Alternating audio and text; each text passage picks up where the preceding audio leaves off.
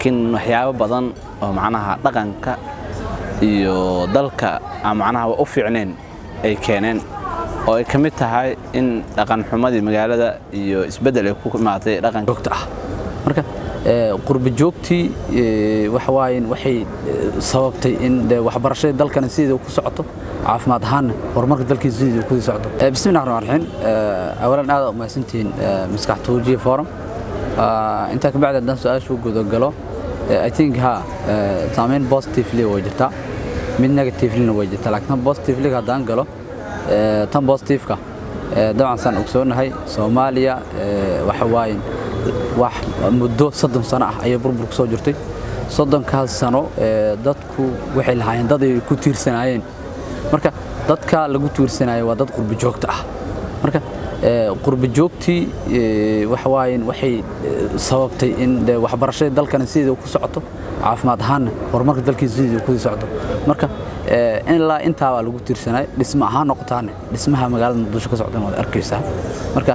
dhismahaas iyo aqoonta kala duwan oo mar qaar aad arkayso adduunka kala duwan ka keenayno saameynta positive-ka ay leeyihiin inta ay in ka badan waay horta sideedaba markii arrin laga hadlo rabo waa laba dhinac leedahay dhinac positive-ka iyo dhinac oo macnaha dhinac san iyo dhinac macnaha xun labadaba leedahay qurbi joogta marka kulligood macnaha waa wada xun yihiin ma dhahay laakiin waxyaabo badan oo macnaha dhaqanka iyo dalka macnaha u fiicneen ay keeneen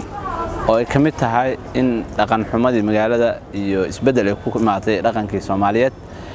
waxa kale oo kamid ah in magaalada macnaha ay soo galiyeen dad macnaha mental ahaan iyo daroogada isticmaalayay wadamada ku isticmaalayeen dib ugu soo celiyay dalka in ay macnaha afkaar kale oo macnaha dalkan aan ku habooneen